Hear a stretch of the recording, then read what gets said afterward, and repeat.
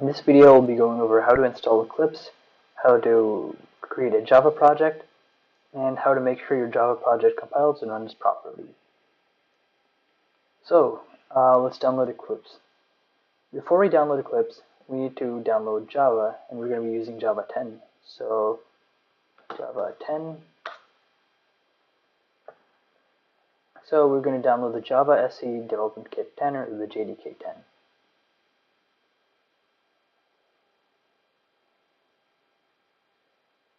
I'm going to hit Accept License Agreement. I'm on a Windows machine, so I'm going to be installing for Windows, but the install process should be fairly similar for other operating systems. So we're going to let this download.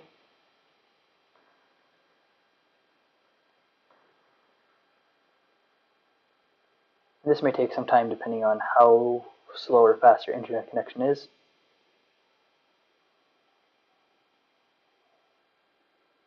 Once it's downloaded, you can hit Open File.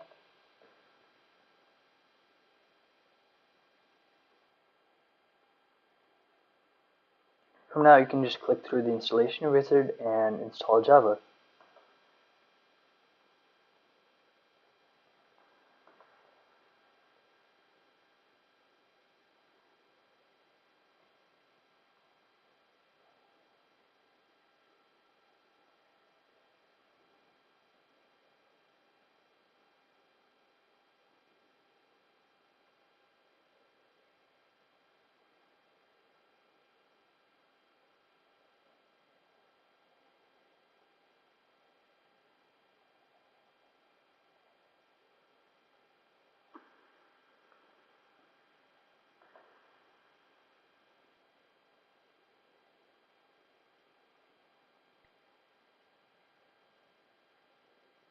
And now once that's done, you can go ahead and install Eclipse.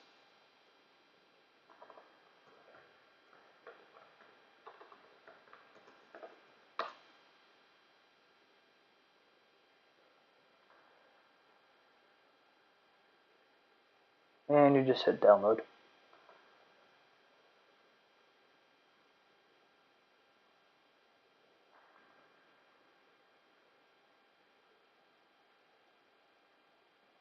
You can just save file, you don't have to hit donate.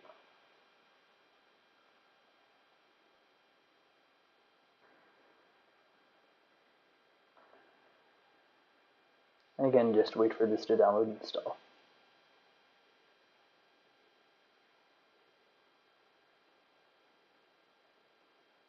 Now hit Open File.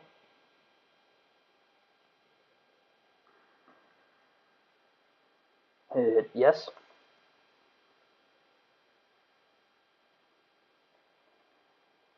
And C, Program Files,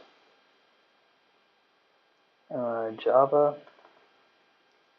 JRE, bin, and java.w.exe. And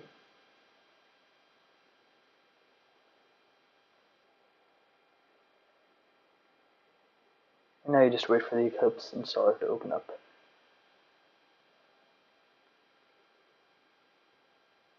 And you hit the first one, Eclipse IDE for Java developers. And you can choose if you want to create a start menu entry or create a desktop shortcut. I'm going to not install the desktop shortcut. Hit the accepted license agreement. And you have to hit accept again.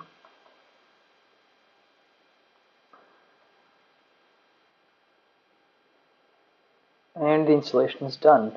And now you can hit launch. And you can hit, you can use this as the workspace. I'd recommend hitting use this as the default and do not ask again, because if you don't click that, it'll keep prompting you every time you open Eclipse. And there you go. Eclipse opens up, and we can start a new Java project now. Installing Eclipse on a Mac is also fairly straightforward. First, we're going to install Java, and then we're going to install Eclipse. So we're going to install Java first. Java 10. go here, you can hit accept license agreement and download from macOS. Hit save file and wait for it to download. This may take some time depending on your internet speed. Once Java downloads, you can click on the DMG file.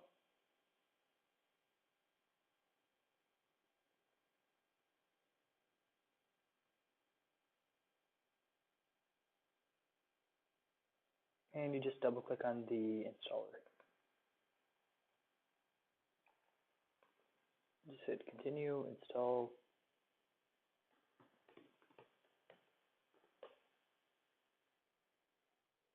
And that's successful. And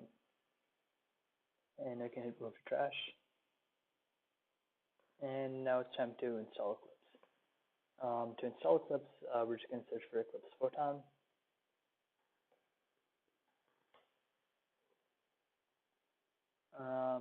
And now you can download it. Now you hit download. And it asks you to donate, but you don't need to. I hit save file. You hit commit save.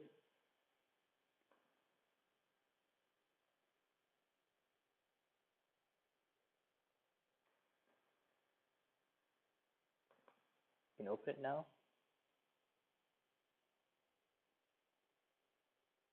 And you run the Eclipse installer. And you can hit open. The installer takes some time to open. And now you can install Eclipse IDE for Java developers. And you can use this, accept the license agreement, and install. This will take a little while, and I think it depends on your internet speed how long this takes. Now that we've installed Eclipse, we can go ahead and create a new Java project. Our Java project is going to be super simple, and we're just going to make something that prints hello world. So we're going to hit File, New, Java Project, and we're going to call this one Hello. You can keep all of this as is. You can hit Finish now. And it's going to ask you to create a module info.java, and what you're going to do is hit Don't Create, because if you do hit Create, you're going to get all sorts of errors. And so if you're getting errors with your own Java project, that might be your problem. So you might want to delete it and recreate one without a module or module info.java file. So now within hello, we're going to do right click this. And you're going to hit new class. And we're going to call this hello.java. It's going to pop up a warning that says the use of the default package is discouraged. Just ignore that. We're going to still use the default package. To speed things up while typing, you can click public static void main string args. And other than that, keep the rest of it the same. Now our class file is going to open up. You can go ahead and delete this comment, though it won't really do anything to affect your code. You can hit tab and system.out.println hello world.